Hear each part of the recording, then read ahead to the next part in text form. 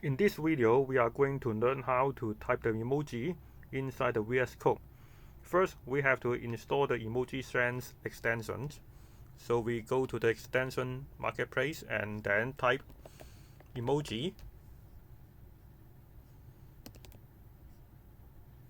And then we go to install. We then go to the preference and settings. And then under the extension, we go to edit settings.json.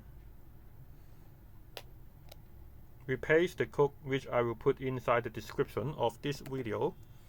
And then type enter save.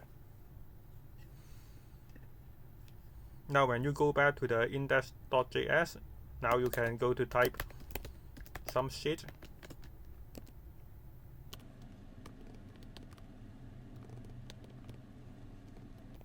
This may not be necessary, but congratulations, you know how to type the emoji inside the VS Code now.